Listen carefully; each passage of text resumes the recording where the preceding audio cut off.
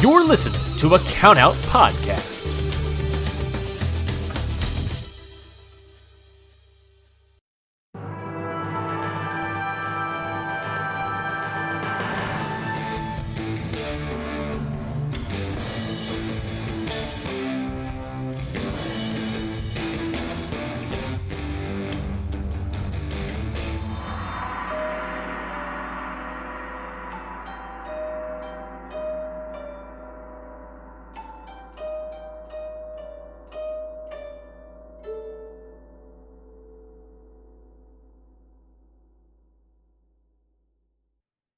Hello and welcome to Jumping Knee Pod, a modern day All Japan Pro Wrestling podcast.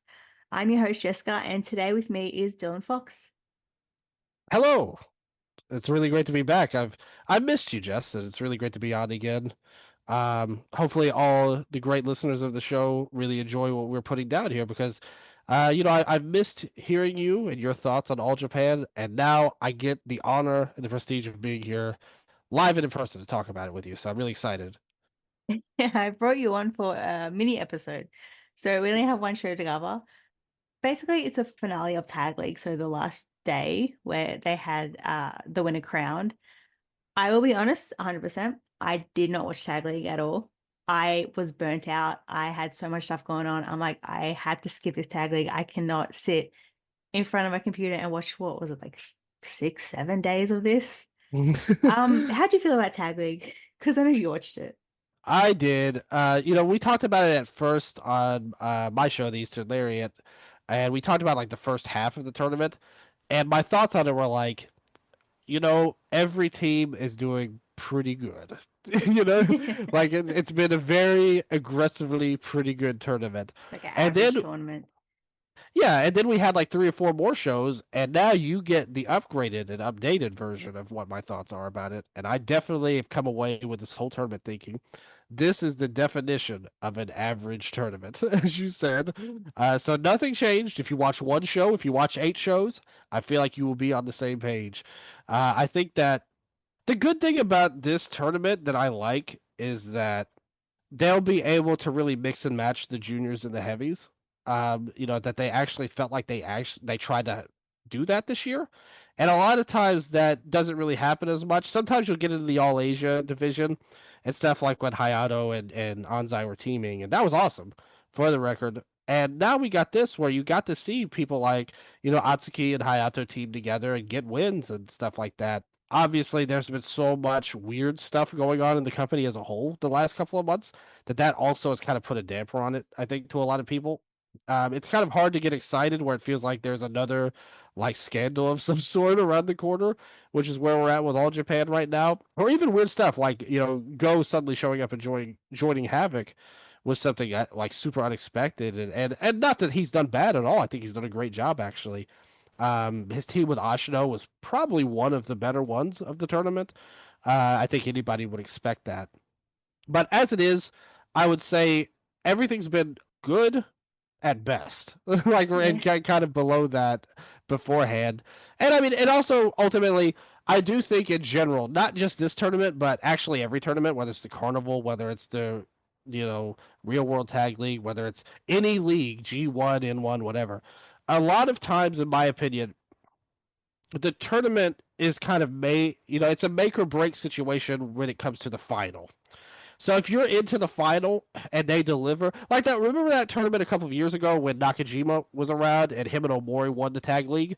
That got a huge reaction and everyone loved it so much. Yeah. When the rest of the tournament wasn't even that different from this year's version, but because the final was so dope, everybody like looked at that fondly. Obviously, not as much now considering what happened with Nakajima, where whatever he's doing with Suwama these days in Glate, but. I did hear that they just dropped their subscription service too, so I actually don't know what's going on with that. But as long story short, the final of the tournament a lot of times will determine what your feelings are anyway. So if you're really into what's going on with the champions and the big guy team with Talos and Ayame, I think you might have a more positive version of the tournament. But if you're not into that, you'll think, man, why should I even watch this at the end of the day? So I think that's really where it's going to come down to for a lot of people. I was going to say, Do you think having the juniors in tag league is good, or would you rather them have their own tournament? Because they did. They had junior tag league of battle or Yeah, junior battle tag league or whatever it was called. Yeah. So the how do you Battle of feel? Glory. Oh, yeah, that was Yeah, it. yeah. I like it personally because it gives the chance for fresh matches. Not that I'm not against the juniors having their own tournament. I think you could actually do both. Have a special representative. I mean, they've been doing that in Carnival for years. With like back when Naoki was able to be in the Carnival. Rest in peace to him.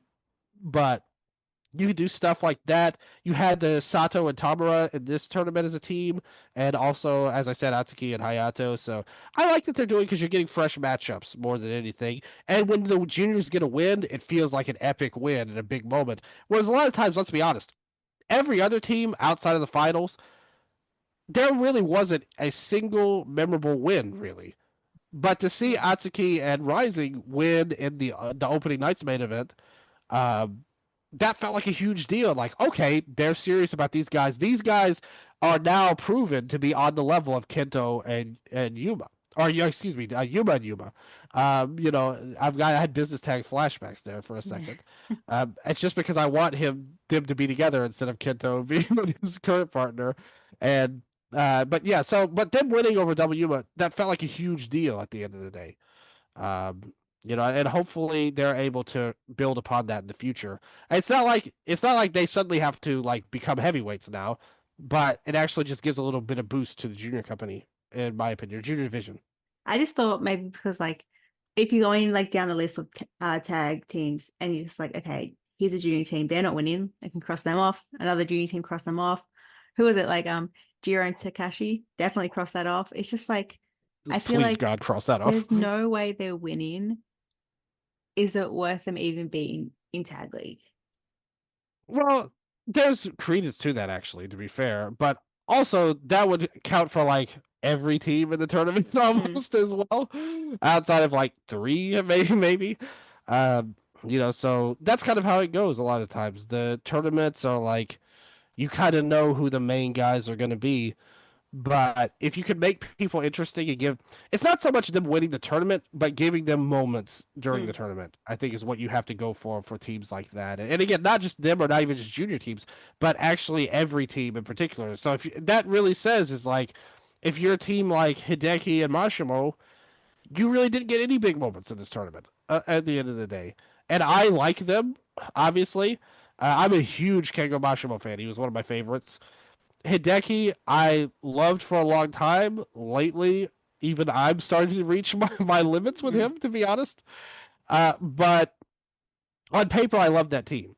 And I still think he had one of the best matches for June's title reign. I will still defend that. But they didn't have any big moments in this tournament.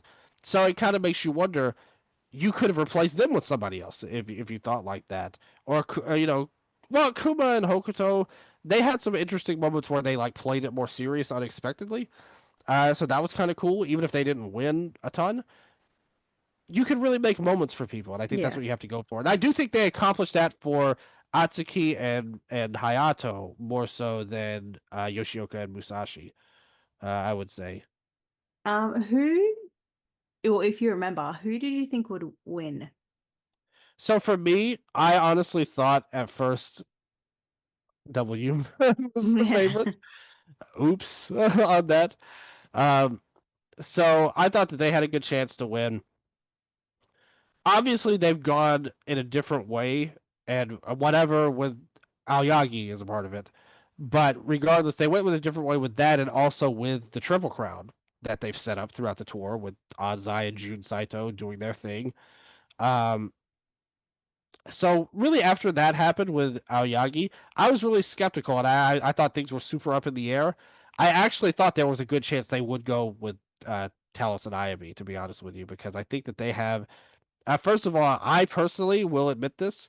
I'm a fan of them as a team. Mm, I yeah. like Talos. Like I think he's a really good find, and it's something I've said. If you look back at the history of this company, uh, all the time, really, throughout their whole history. But in recent years, going back to Francesco Akira, you get people like Agle Blanc, Mike D, and now Talos. It's like these guys who were not big names by any means, but somehow they bring him in and they just really get a spot. Cyrus is coming back. They announced at the end too. That's another guy that wasn't well known, but found a way to be here. And I think Talos is the next in line. I really like what he's putting down. I think he helped out IMA a lot actually in the tournament. Yeah. I kind of thought they'd go for like a Havoc showdown. So have Ashina and Go win. But then I was also thinking double Yumas, but then Honda and Nomura. But yeah, none of those even made the finals. Yeah, we were completely wrong on that. I liked your idea of Go and Ashino too. I thought they were one of the best teams in the tournament, to be honest. And I don't think that's any surprise. I like them together because I thought so. Go joining Havoc was weird to me. It wasn't really what I imagined, but in execution, I liked it, especially for Ashino because he was kind of like the manager almost of the group Mm. when it was just Odyssey and Zion as the champions, and Ashino wasn't really able to do anything beyond being a third wheel. But with Go joining, you have a regular partner. It gave him a little bit of a bump with the TV belt. So I think it's actually helped him out a lot more. I don't know why they didn't win. Actually, like I think they would have been at least in the finals would have been good. And also would have made sense to have them face the other Havoc team as well. So I probably would have done that. I guess we'll have to wait and see what the future holds for Ashino and Go in terms of what happens at the end of the year show. So just before we get to the wrestling, I do want to mention a friend of the podcast and a friend of ours personally, Dr. Jonathan Foy. He has a new book coming out soon called Freedom and Faith. So there's no release date so far, but please watch his space. We'll definitely announce on the podcast when it comes out. We'll definitely talk about it. It's not exactly about All Japan, but it's my podcast. I can talk about what I want. He has other books out. So the Muto Years, or Gemboro, How All Japan Pro Wrestling Survived the Year 2000 roster split. And as a bonus, if you have Kindle Unlimited, these two books are on there, so you can get them for free. Big shout out to Dr. Jonathan, first and foremost. As you said, he's a good friend of mine. As I understand it, he has accomplished a lot with this book. And in fact, someone that I know very, very well is quoted pretty extensively in that book as well. So I think this person is one of the greatest experts of our generation, in my opinion. One of the best looking ones, in fact, as well. And a great graphics designer at the same time. Somehow Dr. Jonathan tracked him down for his knowledge and expertise. And it's made his greatest book yet, in my opinion, which I cannot wait to read the full version of. Of course, I honestly read his first two books. They're such a great history lesson for a time. First of all, the first one is one that's been talked about a lot with Gambaru, with the Noah and All Japan split.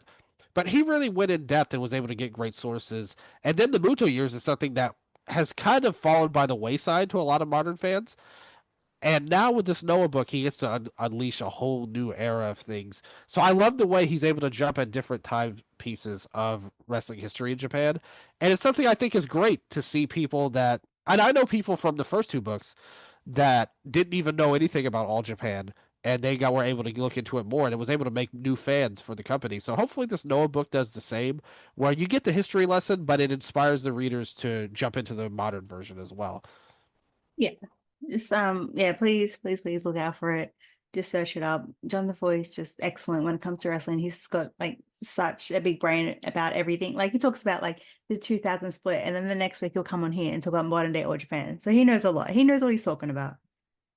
Oh no, he's a super he's really good as a writer first and foremost because he's able to really one thing I like about his style that he showed, and again, maybe this will change with the Noah book, but through his first two books, he really presents like facts a lot. Like he's really big on going for what happened, and he doesn't try to really influence the reader too much.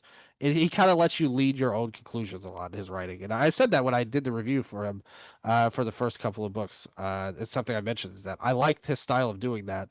And like I said, I can't wait to read the full version of Freedom and Faith. I love the title. It should be a banger cover as well. That's one thing you can note with his books because I know who he reaches out to design them, and they do a great job on there. So, like, I really think it's going to be a great one. It's interesting to jump out from the All Japan wing into Noah, and I just think, and the thing is, me and Jonathan, we've talked a lot about these books And I know that his work ethic is like so strong. Like he's been working on this forever. Like I promise. So whatever you put down in that book, I promise he's been doing it for years in terms of looking up stuff, researching stuff. And the people he goes to for help are all super knowledgeable. And that's why I dissuaded him from coming to me for help. I said you need better people to do things with your book. But no, in all seriousness, he's gonna really do great with this. So Yeah. looking forward to it. Can't wait to talk to him about it more. I'll probably have him on my show as well. So when we talk about it, so it's gonna be a lot of fun. He'll be everywhere when his book comes out. So just search up any wrestling podcast. He'll be on this one. He'll be on your one. Yeah, exactly. I think he should be. He should be. I think everybody. I'm gonna try and get him on post wrestling too, who I have connections with. See if I can pull some strings for him. But and more importantly, Jonathan is a great guy too. Yeah. Like I said, I'm a big fan of his as a person. So, Yeah. big shout out. Yes. So now we should get to the wrestling. Because we're only doing one show, we're going match by match instead of just a couple matches like we usually do. So we're going to start off with the juniors. Asuka Yagi, Rising Hayato, Ri Inoue, and Shota Kafuji defeated Musashi, Seki Yoshioka, Seigo Tachibana, and Hikaru Sato. So I have some good news about this and bad news. We'll just start with the good first. So I think it's always a good choice to have the juniors come out to start the show and get the crowd going. Like it's even better if they're in the main event, but today obviously they weren't because it's the finals. I really, really like this match. It was fast paced, a ton of fun. Everyone got their chance to shine. I did enjoy Inoue and Hikaru going at it at the start. I described them like months ago as Kick Boy versus Kick Man, and yeah, that's still a thing. I think Shota Kafuji looked great. Like, please sign him, All Japan. He would be such a get for the juniors. Like, he fits in so well. And that's the thing about the juniors. Everyone really fits together and meshes so well. Poor Seigo Tachibana getting hit by his own teammates and then refusing to come in and help him out. I'm just like, go help the guy, yeah? I thought it was just a really good start to the show. I would have made one change, and that's Seigo getting the pin over Asuka, and I'll tell you why soon. But what do you think of the match? So first of all, I definitely think we need much more justice for Seigo Tachibana in the year 2026. So I really think that he's actually a lot of fun every time he's on a show. But I'm glad that you mentioned about Inoue. Kick Boy is so freaking great. I love him so much. I don't know if you saw it, the All Japan and Dragon Gate Doi show that they did last month, but he wrestled a guy named Mochizuki Jr. on there, and it was like totally stole the show. Like in a way, is one of the best. All the Dragon Gate fans were going crazy for him, and they were like, "Oh, we need to get this guy like here at Dragon Gate more." Him and Mochizuki killed it, and they just had a banger match. And every time he comes out, in a way, and he's a guy that always like the thing I like about him and Kafuji too. This is true for him. I'm glad you mentioned him. I don't like praising him that much because I don't want Gerard to know that I like him too of Emerald Flow show. But he was so right about him because Kofuji is the man. Like you said, this is a guy, and January 2nd needs to be walking out in that tracksuit. And I think he would look damn good in it, in my opinion, personally. Yeah. I don't know about you, Jess. Yeah. But I think he would wear that really strongly. I think he's a great signing for the company, and I think that he has a bright future in this company going forward, especially if they do sign him, obviously. But in a way, I feel like there's going to be a day where he's like the dude in the division, I feel like. And through the great work they've done this year, not just in Tag League, it was cool to see Atsuki and Hayato do okay. But really, even before that, when they had the tournament, they had an amazing final match at the tournament with Atsuki and Hayato that everyone loved. I really feel like the junior division has been one of the great bright points of the company this year. There's been a lot of stuff that's happened that's had mixed results, like up and down the company, like not just now, but really all year. There's been stuff that people have complained about, some people loved, some people hated, but the junior division is so strong. I got into some trouble on my show when I said this was the best it's been in All Japan, the junior division in the past. I thought it was the best it's ever been. And, some people pushed back at me, some people agreed with me. There's been great times before, and I even said, I was like, yeah, that time in the early 2010s was special. Like, it was great. Like I'm not going to really say one way or the other, but it's definitely one of the best it's been in the last decade. It's been the best it's been in the last decade with the junior division right now, and I think one day, in a way, is going to be at the top of the heap of all that. Hopefully, I think we're all waiting for it. Like last year on the 31st, we had that match with Kento against Anzai and Haito, and the crowd were going insane for Inoue. I thought that would start something, but then they kind of like dropped him. And he keeps like changing character, changing outfits. I hate the outfit he's in now. He needs to go back to the leather jacket, those glasses, and the shorts. I hate the outfits he's in. We're just all hoping one day. I think the same thing for Ishino is let's like give Ishino a belt. He got the Grow title. So it's like, okay, now Inoue. He's the guy we have to, be behind and push him. They need to restart GOA and put Ryo Inoue in it with Seigo and Ashino and Honda. Like that's gonna be my new version of GOA. Give him the shades, get Honda his old hair back, and we're off to the races. And then Ashino wins the Triple Crown. Yeah. Okay, nobody believes that. But it's what I want. Okay. Hey, I don't think anyone thought he'd win the Champion Carnival. He won that. That's right. See, out of all the languages you could speak right now, Jessica, you chose to speak facts to me. So they need to listen to you and do the unexpected by proving me wrong. I know that president hates my guts. Do what I think you won't do. Okay? Just to prove me wrong. That's all I ask. Yeah, yes, only good things to prove me wrong, not bad things, please. Okay, well, let's talk about something bad now. Later... Yeah, I know. Later in the show, we had an announcement that Asuki's next opponent will be Kurama. They are a wrestler wearing a fox mask, and I was like, "Ooh, who's this mystery opponent?" I had no idea. So it turns out they are a horrible person. It is the former Yatsutaka Yano from Noah. He and fellow Noah wrestler Kinya Okada were arrested for touching someone inappropriately. Let's just say it was sexual assault. Apparently, charges were dropped, and he ended up apologizing, but that doesn't change what he did at all. So just like out of all the juniors, why have Asuki face this guy? It's disgusting. It's super disappointing, especially because he did this in Japan, so it's very much well known in Japan. It was in the media in Japan, and all Japan haters to the Japanese fans. They don't really care about us Western fans, to be honest.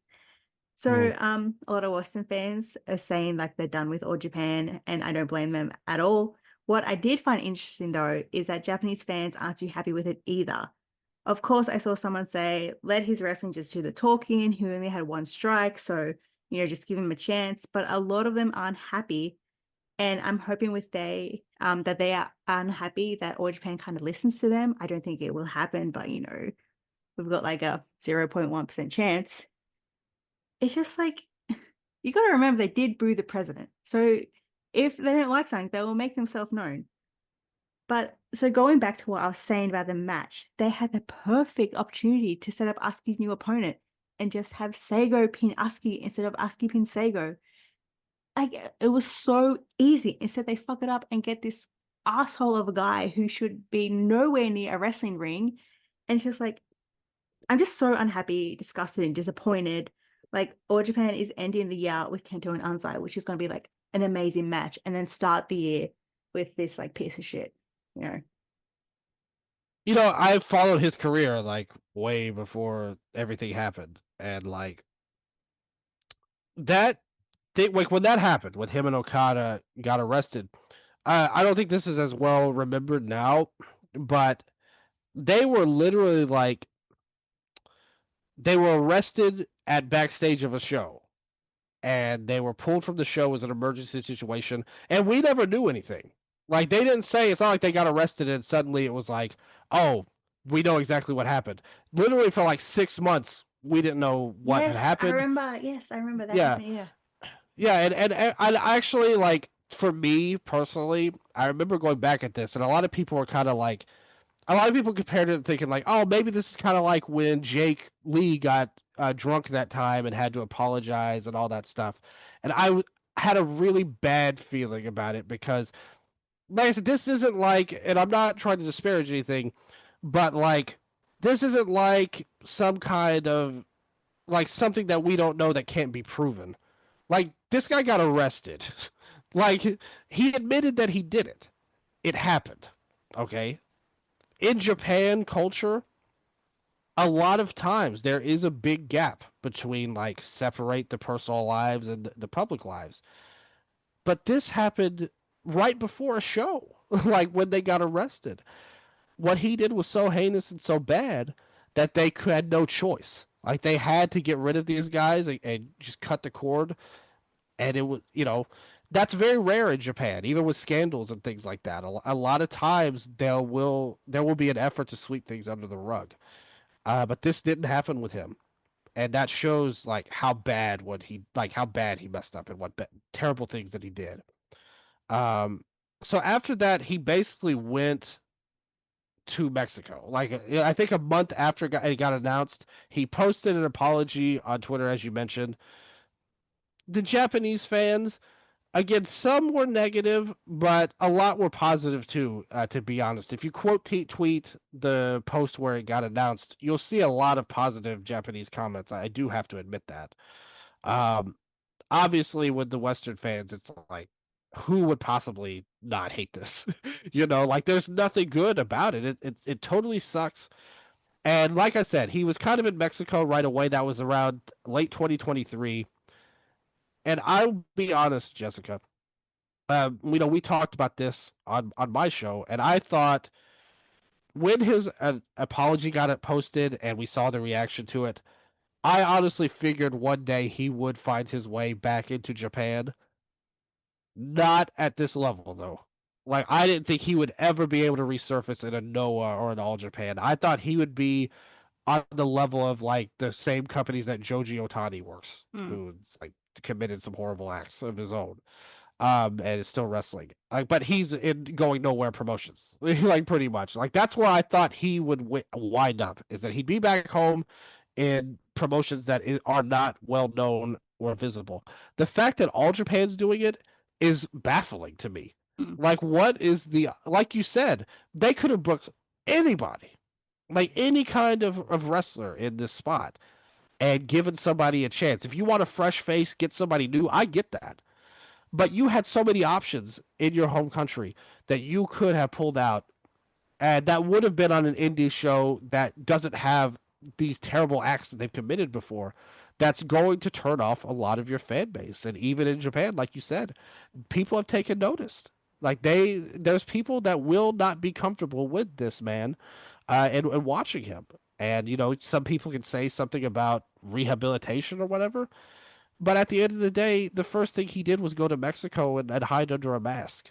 Like that to me, it just isn't right. Like bringing him in is just not right at the end of the day. And I feel bad, particularly for any, fans that are women out there. And in Japan, this is a problem. Like it's a cultural phenomenon and problem.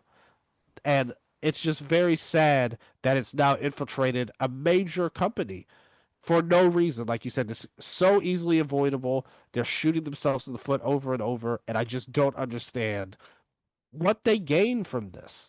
Like, what is the upside in this? Even if everything works out well, people aren't just going to forget this. This, like you said, this is a sexual case, a sexual crime. Who is going to forget that? Nobody. And it's just sad that we have to live with it. So I'm really sorry for the female fans of All Japan locally, especially, that are going to be Which at the they're the building. majority of fans, female Yeah, fans. yeah, exactly. And so, like, this is just tone deaf and just stupid and just wrong. And I hope that the only thing I can hope for is that the fans are safe and nothing crazy happens, because this is a guy that cannot be trusted around women fans, in my opinion. I hate like you're right when saying it, like, oh, it's a cultural thing, they do stuff differently in Japan, but like these are crimes. And the thing is, Yeah. like, when Odyssey had his allegations come out against him, he was dropped immediately. WWE scrubbed his name clear.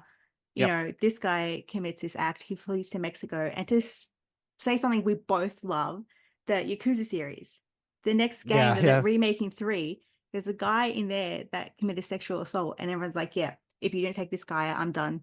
You know, I've played all Yeah. your games, but like, no, I can't play this. You know, they had a guy do drugs and they replaced him just like that. You know, the Yeah, game I was already remember out that. and they Yeah. replaced the character. But this guy, there's like, And I think he was turned up proven innocent, by the way. Like they yeah. have Yakuza 4, yeah. And this guy was like, you know, he committed these crimes. And I think there's like photos of it. And they're like, Yeah. no, we'll keep him in. It's just like, so Yeah. that happened in like my favorite game series. And like, Yeah. this has happened in my favorite company. Like, it needs to stop. And unfortunately, it's not going to. And I don't know how much we could do more than what we're doing, you know. And like you said, there's been a lot of people that are just like, hey, I'm done with this. Yeah. You know, unless this changes and they clean this place up a little bit. Because like you said, you know, unfortunately, he's not even the first person with those dark allegations that, like you mentioned with Odyssey. You know, like, and there's been stuff that's happened in Japan before. There's people in New Japan. Michael Elgin got booked in a bunch of companies like after everything happened. I just don't understand it fully, and you know, it's just a terrible thing, like you said, and it just sucks that they did this. And like you said about Yakuza 3, like she said, we're both big fans. We've talked for hours about that series before. And I do remember that scandal when that happened with the guy from Yakuza 4. And he was like an actor too. He No, he wasn't was even in a just like judgment. yeah, yeah. Yeah. Yeah.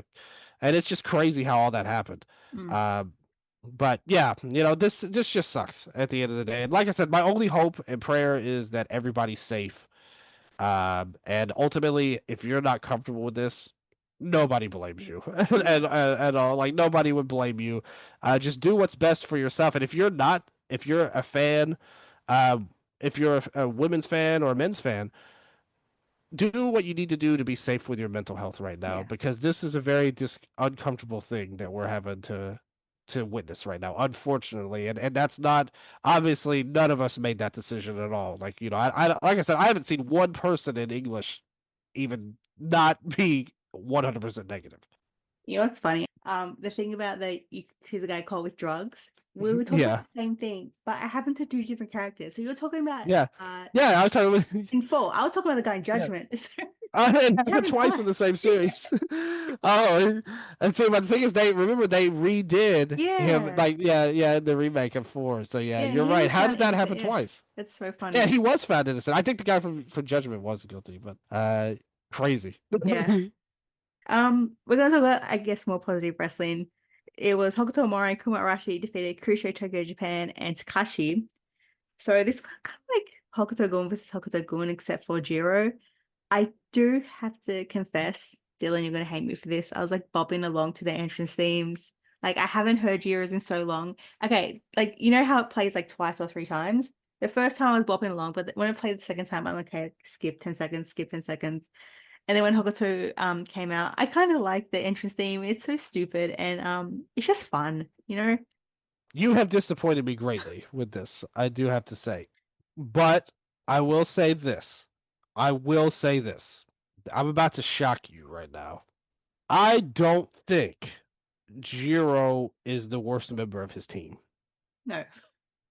That's not shocking. Oh, okay. Sorry, When you I think thought I of had a wild. Takashi, no. If it was anyone else, it would be crazy. But Yeah. because it's Takashi, it's like, oh, okay, this makes perfect sense, actually. I mean, it's hard for me to be mad about this kind of match in particular because there's no chance it was going to be anything different than what it was. Mm. But let me ask you this, because I don't like talking about Jiro and I really don't like talking about Takashi. What do you think of Kuma's look right now? I love it. I love the whole white outfit he has.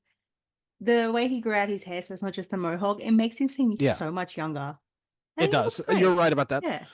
Yeah, I agree because I think a lot of people were like weirded out by this just because they're so used to him with the mohawk. Mm.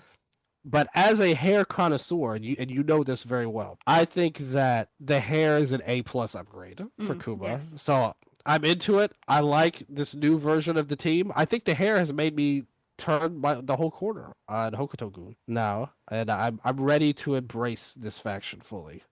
Look, I think Hokuto-gun is a really fun faction. You know, they may do Yes. silly things. I think All Japan has that silliness, you know, kind of built in, and this time it's like Hokuto's goon job for that. And you know, they are good wrestlers.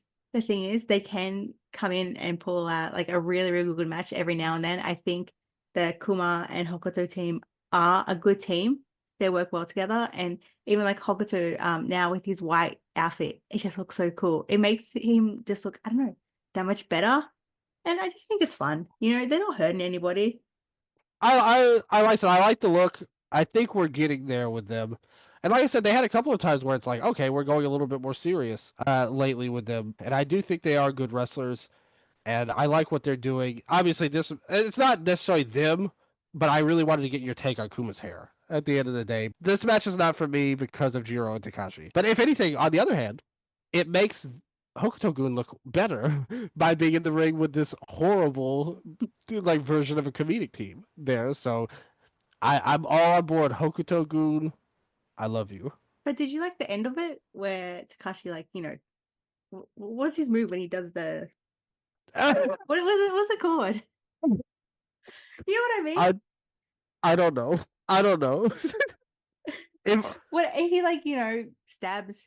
I guess Yes, that's the best way I can say yes. it. Jiro in the throat. He did it to Tachibana for some reason. Why was Tachibana there? Who knows? But yeah, see what Listen, happens. you don't question why Tachibana's anywhere. He can be wherever a match. All the matches he should be there and get beat up in all of them. If I had a choice, I love it. I love all of this so much right now. Okay, so do a completely different match. So Go Shiozaki and Shotaro Ishino defeated Dan Tamura and Daisuke Sakamoto. So welcome back, Sakamoto. He was supposed to tag with Dan, but missed out because of an injury, which sucked because I was looking forward to them being a tag team so much. This was so, so good. If you know these four guys, you know what to expect from this match. Lots of chops, lariats, power moves. There was one chop from to Dan from Go, which sounded like a whip crack. Oh, like I winced back, like, oh my gosh, that must have hurt. And then he did another one to like Sekimoto. They were going at it with chops and stuff. It was so much fun. Dan looked good here. He's the youngest guy and he fit in this like perfectly. This is his style of wrestling. And like I think this is what he needs more, just like guys just, you know, going crazy, just hitting each other over and over again until one can't get up. So Ashina and Sekimoto were just going at it outside the ring after the bell rang. And I was just like rubbing my hands, like, yes, this is a Goro he was title match in the making. Yes, we're gonna get this. And we are. We have two short, beefy kings going at it over a title, and who could want more? Oh, I totally agree with everything you said. I just think that these guys rule first and foremost on their own. They rule against each other. They rule mixed and matched with each other. If they broke up these two teams and like switched them off with each other and made like Go and Daisuke a team, it would still be great. Yeah. Like all of this rules. I think actually Dan is in a great spot heading into next year. Unlike Sego, who is not getting the respect he deserves, and I will fight for him. Dan, I think, is in line for a big push, like in 2026. Like they've shown signs that they're ready to get behind him.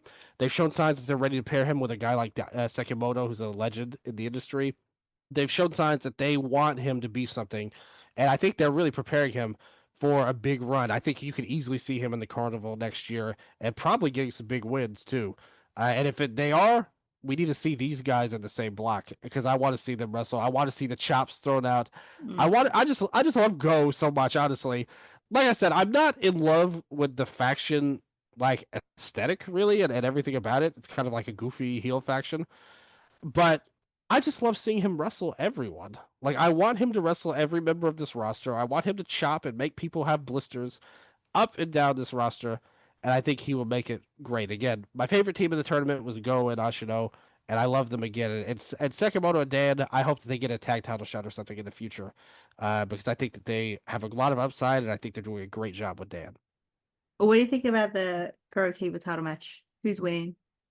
Ooh, that's gonna be tough. I think that Ashino should keep the belt because he hasn't even had it that long. Do we want to make this belt mean something like when the great Sego was the champion and elevated that belt to the best it's ever been? Then it needs to start with Ashino. If he wants to match his longtime compatriot Sego, he needs to get some wins under his belt. So I'm going to go with Ashino with that. I agree. One funny thing about this match is just everybody is wearing like the same gear. They're just all in black. Yes. Yeah, the most basic match ever in terms of gear. That's isn't that another reason why they all fit together? If Yeah, you are a team, you should have aesthetics. If we're a tag team, I'm not gonna wear a different color than you. That would just be weird. It just seems like we're mismatched. Would you wear two different kinds of socks that are different colors? people do. But they're more stylish than we are, though. All my socks are black, so I can't complain. Yeah, true, true. Moving on to another tag. I think you might like this one because it involves dragging gay boys. So we had Ishin, Nadeko Kikuta, and Yoshiki Kato defeat Jun Saito, Narukido, and Yuma Anzai. So first, I just have to say I love, love, love, love that Narukido is now matching the Saito brothers gear with the long pants and boots. I didn't notice that before. I was like, something's different with him. What is it? And I like as soon as it clicked, I'm like, oh my gosh, I love this so much. The Darangay boys are such a menace in the best way, and I wish we had our own menace, Ricky Honda, in this match. Like, just swap him and Yuma around. Yuma was in this match for a reason. I'll get to soon. It was just so much fun. They were really playing up as heels, made the match, just the more it went on, just fun and more intense and exciting. So after the match, if I understand correctly, Yoshiki Kato was rejected by All Japan in an entrance exam and now wants to get revenge on All Japan. Along with Ishin, they are challenging for the All Age Tag Team titles, so they're challenging Musashi and Saki Yoshioka.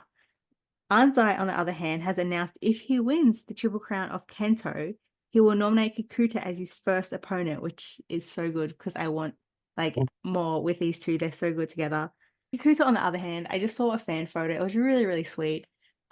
He had green tape wrapped around his thumb. You know how the wrestlers have green tape wrapped around their wrist for Taishin? He had it around his thumb. It was really cute, just like Yeah. small.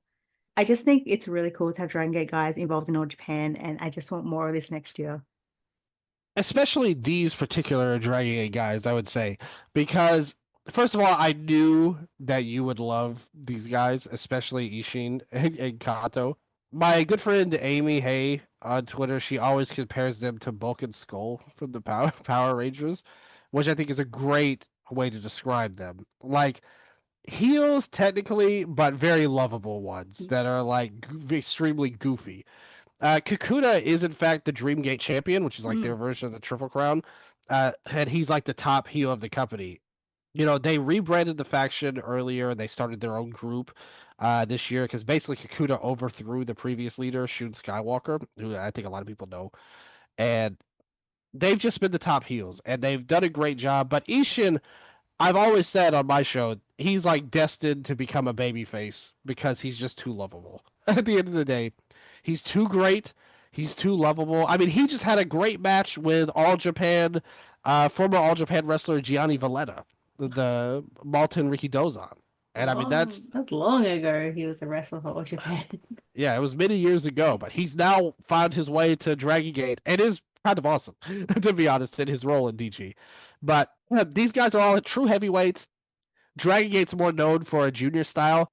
When they've worked together in the past, a lot of times it's been players like Doi who are more junior heavyweights. But these guys, all three, are legit heavyweights. We saw Kakuta in the carnival. He did a great job. And Eye and him was like my favorite match of the whole tournament. And I think a lot of people would agree with that. So to see them possibly mix it up again, I think it has to happen. But mainly, I also want to see more of Ishin and Kato. I also love how they challenged Baba, and like Jumbo Saruta and Tenru and stuff. And Wait, they were like, wait, I have no idea about this. You gotta tell me about this. yeah, so Ishin was cutting a promo, was like, I need to go after all the top stars of all Japan. People like Giant Baba and Jumbo Saruta. Those are all my guys.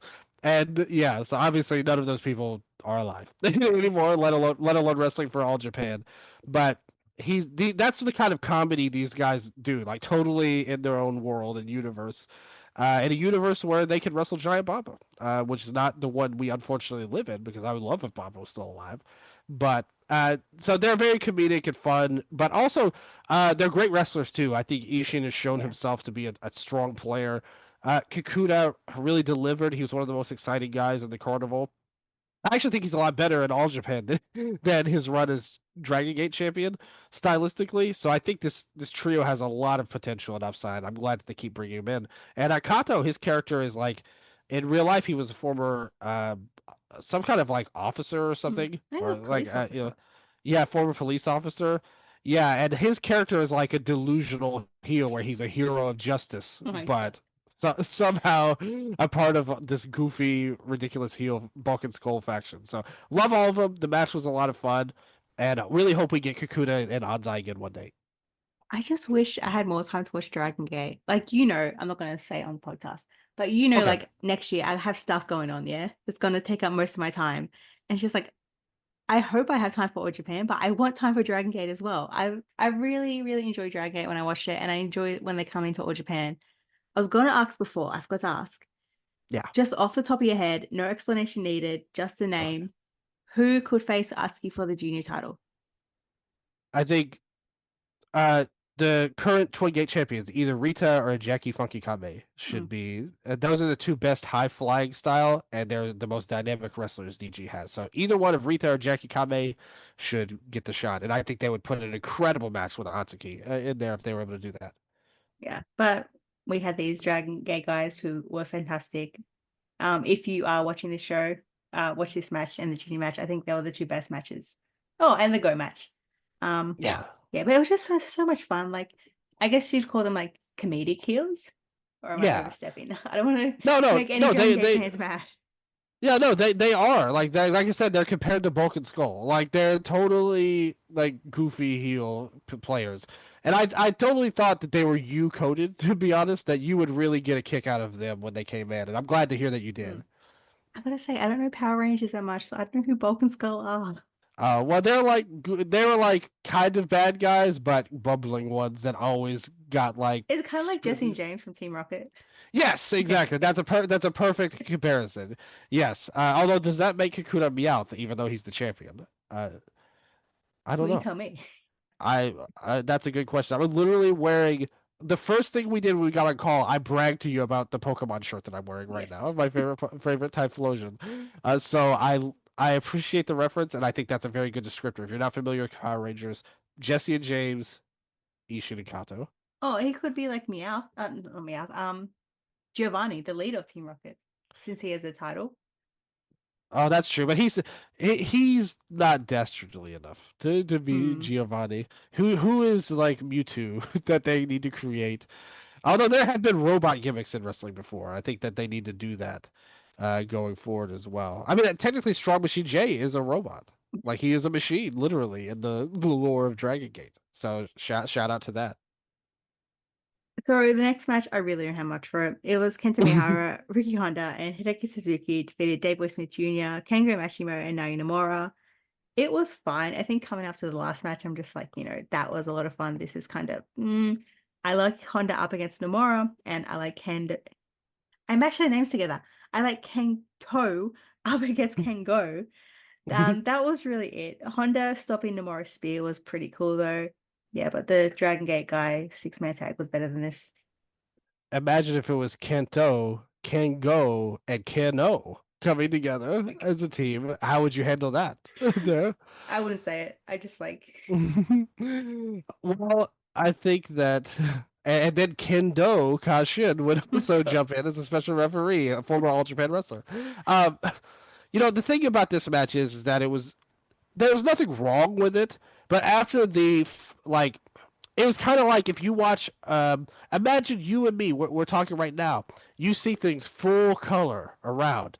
Imagine if I left and you turned around and you just saw a world of black and white.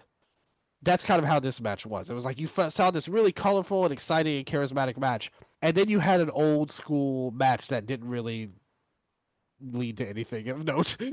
So they got him on the show, but I think it would be more interesting if you do watch Dragon Gate in the future. We're going to do a special edition show, either on my show or my Patreon, where we assign every member of Dragon Gate into Pokemon characters in the future. I was with All Japan wrestlers. We could do that as well if you're up for that. What gym leader that would be? Yes, what would their type be that they do? That's definitely an exclusive show I'm pitching to you right now, which is by the way, much more interesting than this match. No one's allowed to take our idea. Yeah, I'll do a bonus episode. Yes, exactly. If anybody steals this from us, I will sue you. Yes, we're both going to sue you together. Well, if someone in America takes the idea, you can sue them. If someone in Australia takes the idea, I can sue them. Well, even if they're in Australia, I'll go there just to sue them. Yeah. Never mind seeing you. I'm just gonna sue them. That's really all I care about, ultimately.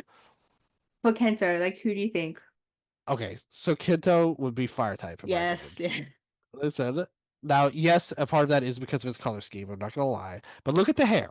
Mm. Look at the hair. That is what really makes him, I feel like, a guy that can really come in. He can have a lot of fiery Pokemon. Could he be like a Rapidash? I feel like could be a big Pokemon on his side. Now, I think Blaziken is automatic to me. honestly, I think he's so annoying. He would have a Charizard because everyone with the Charizard Uh, is so annoying. yeah, that's a hardcore douche Pokemon, I Mm. will say. Although when I was a kid, Charizard was kind of like the king. I was Yeah, trying to get the holograph cards and all that stuff. But Kento's fire type for sure. yeah. Charizard, Rapidash, maybe a Magmata, maybe that would be good. Like I feel like he's the type of guy that would need a beefcake type of Pokemon with him too, like a badass, like big guy. We'll have to workshop this a little bit more, but I Yeah. think together we're gonna make this work for sure. I don't want to talk But about any more wrestling. Just let's talk about Pokemon. I know this was the curse of bringing me on that they would turn into some weirdo stuff like this. Like we're just gonna talk about Yakuza scandals, Mm, and not like Yakuza the game scandals, yeah. and then Pokemon. That's us. This is your future when I come to Australia. That's what it's gonna turn to there too. Like it's Yeah. somehow going to be related to this. Okay, so moving on from Pokemon, we have the main event. So it was Tag League Finals. Renayabe and Talos defeat Zion and Odyssey. So my first note was like, I love One Tall Boy. Yabe was so good. Like, I really like him and Talos as a team. Talos like jumping off the top rope, and he's like so tall. Like, was just a really cool visual. It looked amazing. The death roulette on Zion is just like so cool. It's such a good move. And it works for Ayaba because he's so tall, so it gets him up real high. It looks really cool. My problem with this is I don't think the tag champ should have made the finals.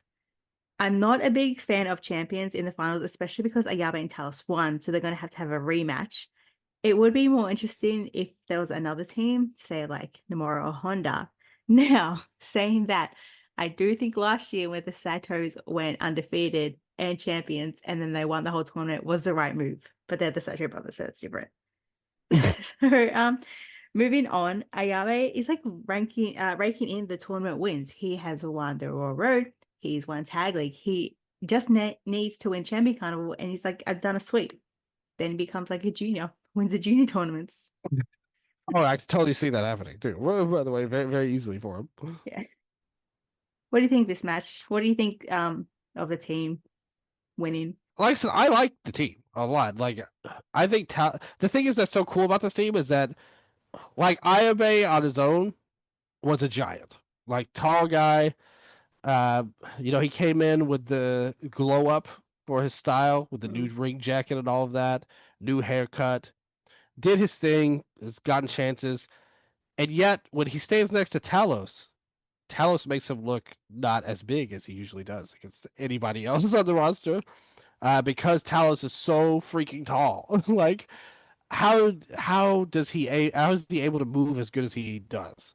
Because I think he's a really good big man, honestly. Like Talos again, one of these hidden gems nobody knew about coming in, and he just rocks, man. I think everything about him is great. And actually, I thought Ayabe was kind of like it felt to me like he was kind of like reaching his peak, or maybe more accurately, he plateaued out a little bit. And I felt like he just kind of got to a certain level and never really improved that much. Outside of the title match he had with Aoyagi last year was really strong, and I never felt like he was able to match that again. But with this tag team, I think it's really helping him be in a spot that's more natural for him. Because even when they're on the mic, you'll notice that Talos is cutting these amazing Japanese promos and stuff like Yeah. that, and getting this huge reaction. And Ayame just comes in as like the most soft-spoken guy Mm. ever. It feels like I'm sure he's a super nice guy.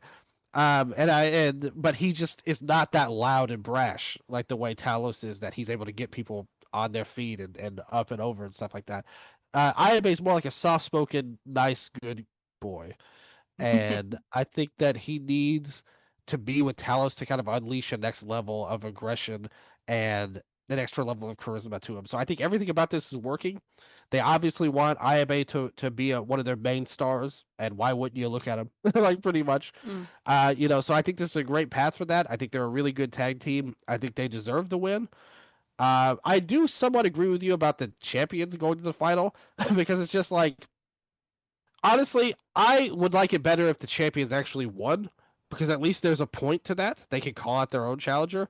With them losing, we're just going to have a rematch of the match we just saw. Mm. So that automatically makes the title match less interesting. And again, say what you want about this team. Like, to me, they're just not that good. Like ultimately, like Zion and Odyssey don't really do it for me as a team. I would rather a bunch of these other ones I think are a lot more talented, with all due respect. So automatically, I'm not going to be into them because of that. But just from a narrative perspective, I'm not against champions making the final, but for them to lose in the final, I think you have to have something creative for the second match. Mm. And to me, they should just win. Like Talos and Ayabe, I think they'd be great as champions. I think if you play your cards right, this could be the second coming of a Violent Giants type of situation, where they could be the big, strong team that's like the mountain to overcome for the other teams in the division. You could build a division around them, which of course is ultimately going to culminate. I mean, again, I'm just fantasy booking here, but if you play your cards right, it can ultimately culminate with a showdown between them and the Saito brothers in a Mm. battle of the bigs tag team. I Oh think would wow, be yeah. Just tall yeah, guys only. yeah, yeah. That's the rules of the match. That's the name of the match. Tall guys only. Um, just a yes or no answer. Violent Okay. Giants, like S tier tag team name. Yes. Yes. Okay. So these two are called Titans of Calamity. What do you think about that? It's wordy, Mm. but I also kind of like it. It reminds me of like Clash of the Titans type of Mm. deal. Like it's very historic. It's very epic sounding.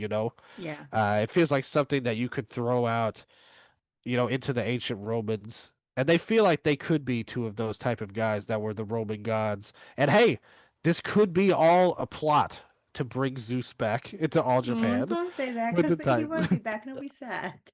Well, we all want him to be back though, and this is the Yeah, way to do it. true. Bringing in the king of the Titans, Zeus, Mm. coming in there. Maybe they can just work on an Osaka Pro show Yeah. for him then, and they'll They go team up to there. Osaka all the time. It's like, stop giving us the bodyguard, give us Zeus.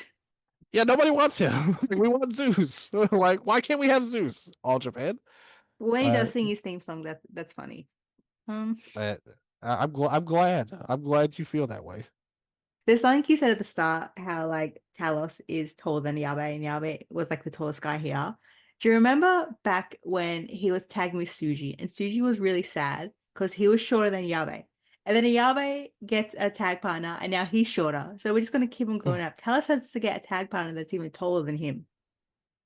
I think we saw Omos in Noah this year, True, and now, like, whatever happens with him in WWE, when he gets let go, he now has a home he as the does. third member of this faction to own, to finally be taller than Talos here to keep the trend going. So, yeah, I feel like an imposter because I didn't watch Tag League. I just watched this match, but I do think Ayabe and Talos deserve it. You didn't miss that much for what it's worth. Like, it was an okay tournament, honestly. Like, there weren't even that many spectacular matches. Even the good ones weren't like, because usually, like, sometimes you'll get a big match with somebody and it'll be like a match of the year type of deal. Mm. There wasn't anything like that in this tournament, I do have to say. And even the crowds were kind of like not that hyped for a lot of this. I don't know what that means. I mean, they did an okay crowd here. It wasn't like a bad crowd, I would say, in Corcoran for them. Mm. Uh, they seemed like they were into everything, and it seemed like they really liked the winners like Talos Mm. and Ayabe, especially Talos was getting like a really big reaction. I don't know. Like I don't know about this tournament. I don't know if it accomplished a lot. I thought it helped. Like I said, I think Atsuki and Hayato getting that win at the first night actually kind of made them like in a good way. Like it made their whole tournament worthwhile. Everyone else, it just felt like if they had not done this tournament, they would be basically in the same spot they were before the tournament. Yeah. Like there was no growth or negative growth. It's like everybody came in, did their thing, and we're done with it now. And so you got the winners, and you did get another team a little bit more over. They were already over as it was anyway. So yeah, it's just a very ho hum year. Maybe next year will be better, or they can get it back. Like you said, I like your idea of a junior like Battle of Glory type of tournament again for everybody. I think that would be a lot of fun, especially with the more them working so close with DG. You've got a ton of options for that. So I hope we can see that in the near future too. The last time I had it, it was, help me out here, Kato Ishida and Oh Kotaro God. Suzuki. Oh wow, They this feels won. like a long ass time ago. And then Ishida's like, I'll be back soon. And he never came back. Then he went to follow Nakajima into Glade on there. So he told Suwaba he would be back, and he meant that they would go to Glade together. Mm, I think. And Kotaro, he hasn't been around in a long time either. mm. Oh, Yeah, well. I miss them. So that was the wrestling. We're just going to move on to notes now. We have one more show to go this year, and it's on the 31st of December. I will be there, so I'm very excited for that, except to watch one, Yes. well, three wrestlers actually, but whatever. Cyrus returns for the first time in months, and I know fans are really excited about that. We have a special singles match between Jun Saito and Go Shiozaki, which should be really, really good. All age titles are on the line between Musashi and Seki Yoshioka, and the Dragon Gate Boys, Kaito and Ishin, like I said before. Kento defends his Triple Crown title against Yuma Anzai, which should be an amazing match. And the most important, the coolest person, Aja Kong, will be there and take part in the Battle Royale. I think they did it for you They because should. they knew you were going to be there, and they said, "Look, we have to go all out for this. This is going to be first of all, mainly all you need to say was Anzai's going for the title. Okay, I'm sold. Like match show of the year, automatic. Like like for me personally, everything else is a lot of fun though too. I would say Cyrus is coming back. That's your guy there Mm, too. So you got a lot of good stuff to look forward to, and it's going to be a great time. I think everybody's going to try to like especially because of all the like it's just been a really not great year, I would say, like up and down for mm. all Japan, especially outside the ring more than anything. It's been a really rough year, so I think they're going to want to try and end it on a really positive note and get some momentum. Yeah. So I think that every single wrestler is going to put their best foot forward on this show. Help me out here. Do you remember? Well, at one point in like this year, Aja Kong was part of the Hokuto army. Is she still part of the army? She has to be. Why would she not be? She never left. I think she hit everyone with her metal can. She Deservedly, does. probably. She does that to everybody. It's a sign of affection. There was one show. It was at Shinkiba First Ring. I have to go back and find out where she just hit everybody with it. There you go. Yeah. And I think that's exactly what will happen this time around with her appearance here too. She's gonna hit everybody with that pan. And they deserve it. All of them. Yes. So judgmental. So we move on to match of the tournament and rest of the tournament. I watched one match. I'm just gonna give it to the finals and Ayabe. Match of the tournament. What could it be? You've only watched one match. Well, Ego, what's your match and wrestler? So for the rest of the tournament, I'm gonna go with Go, I think, because I like their team the best, and I thought seeing him in it was, and he had a lot of first matches in the tournament. To be fair, so that's something that's really cool when it comes to that. As far as the match of the tournament, I thought the final was okay. Like it wasn't bad. Like the thing is, with Zion and Odyssey, there's a ceiling. If we're being honest, it's not going to be a great match in all likelihood. I think that a match that I really enjoyed was again, I don't think they got the most out of them as a team. But in terms of match quality, I would say Musashi and Yoshioka versus Go and Ashino from night three.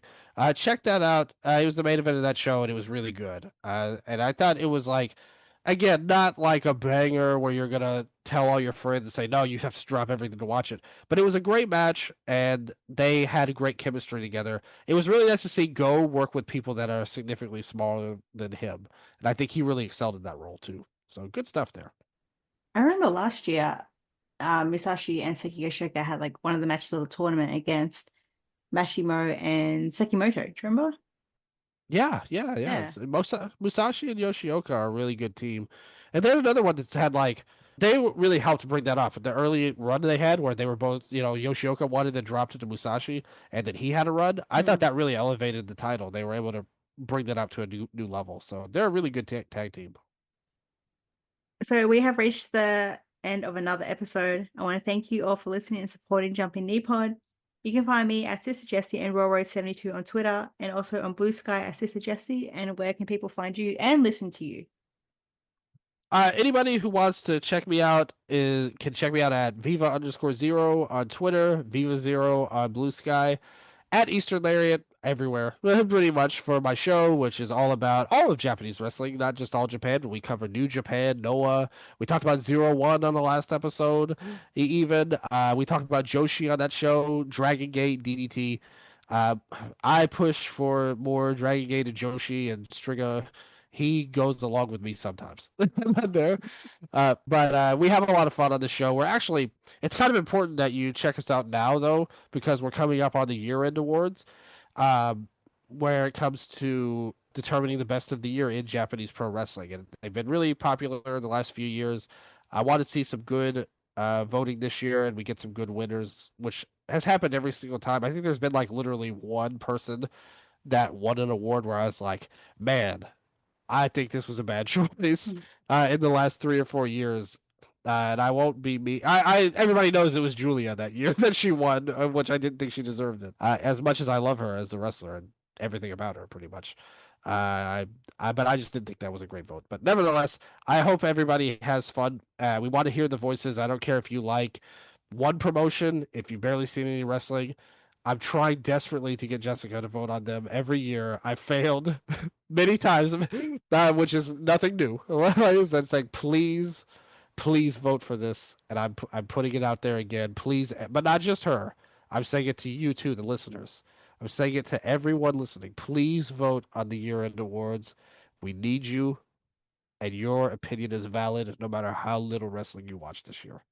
Jumping Knee Pod will have their end of year awards next, the Jumpies, as you named them. So it will be the second annual Jumpies.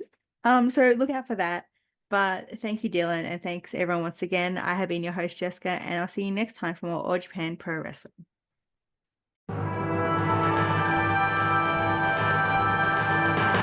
Hello, my name is Jessica, and I'm the host of Jumping Knee Pod, a modern day All Japan podcast. Join me and a guest each month as we cover all that went down in the ring, outside of the ring, and everywhere else. Big title matches, tournaments, character arcs, storytelling, feuds, and more. It's all covered on Jumping Knee Pod. Look out for a bonus episode every once in a while, covering a variety of All Japan topics. So make sure you tune into Jumping Knee Pod. It's a new All Japan podcast for a new All Japan era. This has been a Count Out Podcast.